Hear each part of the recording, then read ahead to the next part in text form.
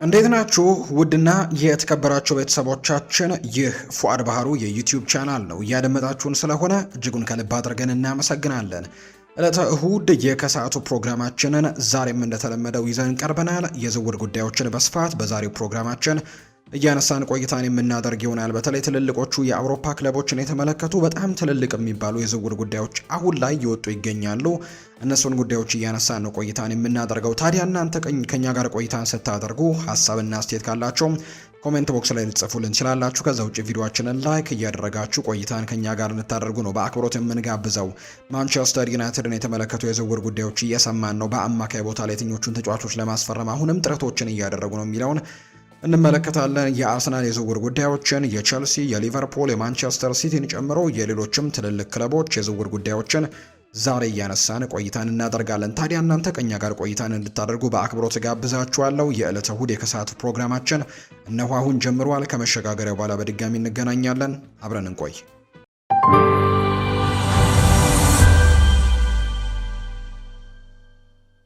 ማንቸስተር ዩናይትድ እና አርሰናል በዓለም ዋንጫው ወቅት ጂልቤርቶ ሞራን በቅርበት እየተከታተሉት እንደሆነ የመረጃ ምንጮች ይፋ አድርገዋል። በክረምቱ የዝውውር መስኮት ለማስፈረምም ጥረት ሊያደርጉበት የሚችሉ ተጫዋች እንደሆነ ነው የተነገረው። በስፖርት ዊትነስ በኩል የወጡ ዘገቦች እንደሚያሳዩት የ17 ዓመቱ አጥቂ አማካይ ከተለያዩ ክለቦች ጋር እንግዲህ በጣም ድንቅ የሚባል ጊዜያቶችን ካሳለፈ በኋላ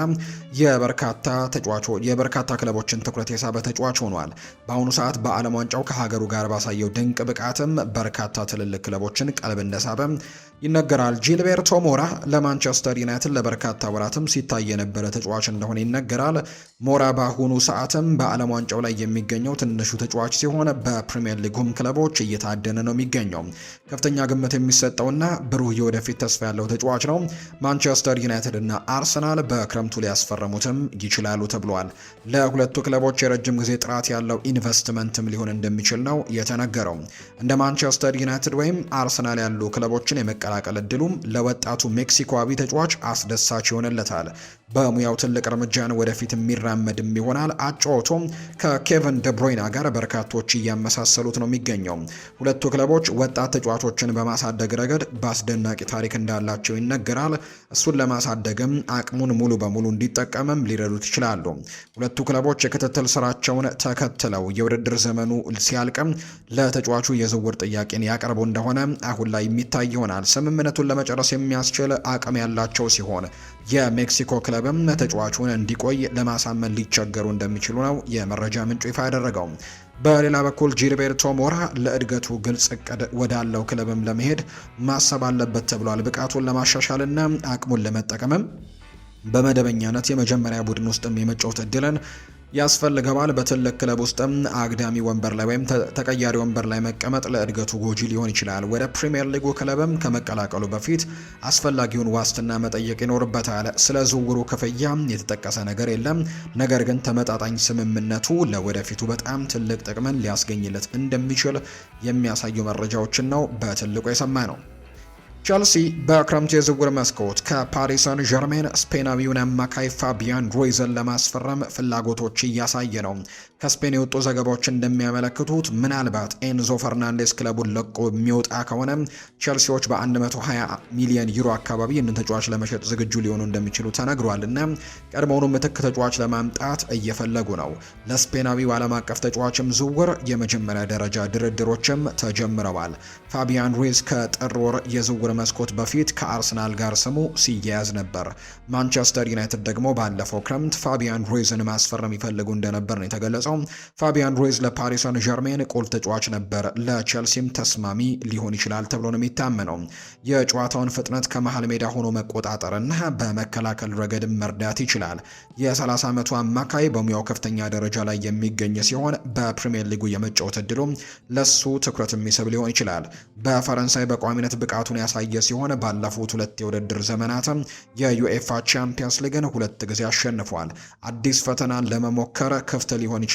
ቼልሲ ደግሞ በዓለም ላይ ካሉ ትልልቅ ክለቦች አንደኛው ነው። ፓሪስ ሰን ዠርሜን ተጫዋቹን እንዲሸጡ ማሳመን ይችሉ እንደሆነ ወደፊት የሚታይ ነው የሚሆነው። እነሱ በዓለም ላይ ካሉ ሀብታም ክለቦች መካከል አንደኛው ስለሆኑ ተጫዋቾቻቸውን መሸጥ አይፈልጉም።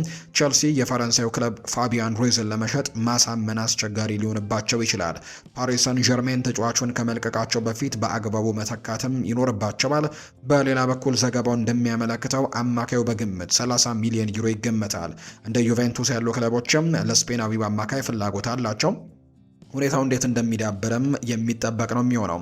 ቸልሲ በእርግጠኝነት ከጣሊያኑ ክለብ ጋር ሲነጻጸር የተሻለ የፋይናንስ አቅም ነው ያላቸው። ስለዚህም ፓሪስ ሰን ዠርሜን ተጫዋቹን ለመሸጥ ፍቃደኛ ከሆነ ስምምነቱን ለመፈጸም ቸልሲ የተሻለ እድል እንዳለው የመረጃ ምንጩም ይፋ አድርጓል። የማንቸስተር ዩናይትድ አጥቂም በቡንደስሊጋ ሊያቀና የሚችልበት እድል እንዳለ እየተነገረ ነው። የማንቸስተር ዩናይትዱ ታዳጊ አጥቂ ቺዶ ኦቢ ማርቲን በዚህ ክረምት ክለቡ ሊለቅ የሚችልበት እድሉ እንዳለ ተነግሯል። እንደ ፉትቦል ኢንሳይደር ዘገባ ተጫዋቹ በመደበኛነት የመጀመሪያ ቡድን ውስጥ ለመሰለፍ በማሰብ ወደ ቡንደስሊጋው ክለብ ኤፍሲ ኮሎኝ ሊያቀና ይችላል ተብሏል። የ18 ዓመቱ ወጣትም የጨዋታ እድልን ለማግኘት እድገቱንም እንዲቀጥል በውሰት ወደዚያ ይሄዳል ተብሎ ነው የሚጠበቀው። በማንቸስተር ዩናይትድ ተቀያሪ ወንበር ላይ መሆን አይጠቅመውም ተብሎ ነው የሚታመነው። ቺዶ ኦቢ ማርቲን በማንቸስተር ዩናይትድ ዘንድ ከፍተኛ ግምት የሚሰጠው ሲሆን ትልቅ የወደፊት ተስፋም አለው። በፊታችን ባሉ የውድድር ዘመናትም ወደ ወሳኝ የመጀመሪያ ቡድን ተጫዋችነት እንዲያድግም ተስፋ ያደርጋሉ። ወጣቱ በወጣትነት ደረጃ በማንቸስተር ዩናይትድ ድንቅ አቅምን አሳይቷል። ስለዚህም ወደ ቀጣይ ደረጃ ማደግ ነው የሚፈልገው። ወደ ጀርመን በሚያደርገው የዝውውርም በአጭር ጊዜ ውስጥም ለሱ ጥሩ ሊሆን ይችላል። ኮሎኝ በመደበኛነት የጨዋታ እድልን ለመስጠት ፈቃደኛ ከሆነ ዝውውሩ ለሁሉም ወገኖችም ተስማሚ ሊሆን ይችላል። ስለ ዝውውሩ ንግግሮች እየተካሄዱ ሲሆን ማንቸስተር ዩናይትድም የ18 ዓመቱን አጥቂ በዚህ ክረምትም ከሚደረገው ዝውውር ተጠቃሚ እንደሚሆን ይሰማቸዋል። አጥቂው በ2024 ከአርሰናል ወደ ማንቸስተር ዩናይትድ የተቀላቀለ ሲሆን ወደፊትም ለክለቡ ቁልፍ ተጫዋች ሆኖ ለመገኘትም ተስፋ ያደርጋል። በሚቀጥሉት ሳምንታትም ወደ ጀርመን በመዘዋወር በከፍተኛ ደረጃ መጫወት ይችል እንደሆነ የሚታይ ነው። ማንቸስተር ዩናይትድ በአጥቂ መስመሩ ላይ ተጨማሪ ጥልቀት የሚያስፈልገው ሲሆን የዴንማርክ ከ21 ዓመት በታች የብሔራዊ ቡድን ተጫዋች የሆነውን ይህንን ተጫዋች በሚቀጥለው ክረምት ወደ ክለቡ ተመልሶ ኦልትራፎርድ ውስጥ ባለው የመጀመሪያ ቡድን እቅድ ውስጥም ቦታውን ለማስጠበቅ ተስፋ ያደርጋል። ይህ እንዲሆን ግን ከፍተኛ ደረጃ በመደበኛነት መጫወት ይፈልጋል። የውሰት ውሎም ለሱ በጣም ትልቅ ለውጥን ሊያመጣለት እንደሚችል ነው እየተገመተ የሚገኘው። ሰኢድ ኤልማላም ከኮሎኝ መልቀቁ እየተነገረ ሲሆን በርካታ የፕሪሚየር ሊግ ክለቦችም ሁኔታውን እየተከታተሉት ነው። እንደ ፉትቦል ዳተን ዘገባ የጀርመኑ ክለብ የፋይናንሻል ፍትሐዊነት ወይም ደግሞ ፋይናንሻል ፌር ፕሌይ የምንለውን ደንቦች ለማክበር ሲባል ትክክለኛ ዋጋ ካገኘ ተጫዋቹን ለመልቀቅ ያስብ ይሆናል። ወደ 50 ሚሊዮን ዩሮ የሚጠጋም ጥያቄ የጀርመኑ ክለብን ለማሳመን በቂ ነው።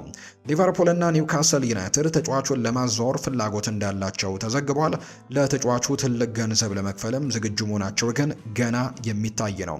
ሊቨርፑል የመጀመሪያ የዝውውር ኢላማው አድርጎ የያዘው ከአርቢ ለብዚሽ ያን ዲዮማንድን ለማስፈረም ቢሆንም የኮት ዲቮሩ ኢንተርናሽናል ተጫዋችን ማስፈረም ካልቻሉ ወደ ሌሎች አማራጮች ሊሻገሩ ይችላሉ። በጀርመን ሊግ ለኮሎኝ ድንቅ ብቃት ያሳየ ሲሆን ለእነሱም ማስደሳች አማራጭ ሊሆን ይችላል። የ19 ዓመት ወጣት ለቡድኑ ፍጥነትንና ብልህነትን ይጨምራል።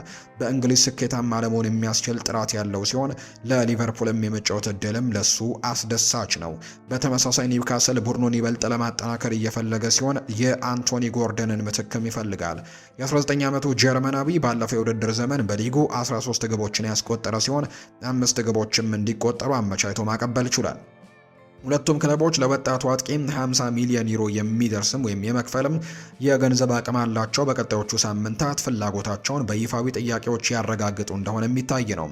ወጣቱ አጥቂ እንደ ቼልሲና ብራይተን ካሉ ክለቦች ጋርም ስሙ በስፋትም ሲነሳ እንደነበር የምናስታውሰው ጉዳይ ነው። የት እንደሚደርስ ወደፊት የሚታይ ነው የሚሆነው። ወደፊት ህይወቱን በፍጥነት አስተካክሎ በእግር ኳሱ ላይ ብቻ ትኩረትን በማድረግ ተስፋ ያደርጋል። ወደ ፕሪሚየር ሊግ የሚያደርገው ዝውውርም ለሱ አስደሳች እድል ሊሆንለት ይችላል። በእንግሊዝ በመደበኛነት መጫወት የእግር ኳስ እድገቱንም ሊያፋጥንለት ይችላል ተብሎ ነው የሚጠበቀው። አርሰናል በክረምት የዝውውር መስኮት ሞርጋን ሮጀርስን ከአስተን ቪላ ለማስፈረም እየፈለገ ነው። የ23 ዓመቱ ተጫዋች ለዌስት ሚድላንዱ ክለብ አስደናቂ ብቃትን ያሳየ ሲሆን ለአርሰናል የረጅም ጊዜ ስኬታማ ኢንቨስትመንትም ሊሆን ይችላል። ቡድኑ የግብ ክልል አካባቢ ይበልጥ አደገኛ መሆንም ይፈልጋል። ሮጀርስም ለቡድን አጋሮቹ የግብ ዕድሎችን በመፍጠርና ራሱም ግቦችን በማስቆጠር ያግዛቸዋል። ተጫዋቹ እስከ 2031 የሚቆይ የረጅም ጊዜ ውልም ከአስተን ቪላ ጋር ያለው ሲሆን ዝውውሩ ከ100 ሚሊዮን ፓውንድ በላይም ሊፈጅ ይችላል። አርሰናል ይህንን ዝውውር ለመፈጸምም ከፍተኛ ወጪ ለማውጣት ዝግጁ መሆኑ ግን ገና የሚታይ ነው። እንደ ፉትቦል ኢንሳይደር ዘገባ የእንግሊዝ ብሔራዊ ቡድን ተጫዋቹ ለፕሪሚየር ሊግ ሻምፒዮኖች ዋና የዝውውር ኢላማ ሲሆን የመጀመሪያ ቅናሽ ለማቅረብም እየተዘጋጁ ነው። በዚህ የውድድር ዘመን በእንግሊዝ እግር ኳስ የበላይነት ለመያዝና የዩኤፋ ቻምፒየንስ ሊግን ለማሸነፍም ይፈልጋሉ። በከፍተኛ ደረጃ መወዳደራቸውን ለመቀጠልም የተሻለ ጥራት ያላቸው ተጫዋቾችም ያስፈልጋቸዋል። ሮጀርስ በአጥቂ መስመሩ ላይ ትልቅ ለውጥን ሊያመጣ ይችላል። ወደ ዓለም አቀፍ ደረጃ ተጫዋችነት ለማደግ የሚያስችሉት ብቃቶች ያሉት ሲሆን አርሰናል ሊለውጥ ይችላል። አርሰናሎች ቀድሞውኑ ግሩም የተከላካይ ክፍል ያላቸው ሲሆን አጥቂ መስመራቸውን ይበልጥ ማሻሻል ከቻሉ የአውሮፓ እግር ኳስን ለመቆጣጠር ትልቅ እድልም ይኖራቸዋል። ለሻምፒዮኖቹ የመጫወት እድልም ለሮጀርስ በጣም አስደሳች ይሆናል። ይህም በሙያው ትልቅ እርምጃ የሚሆን ሲሆን ለዋና ዋንጫዎችም የመፋለም እድልን ያገኛል።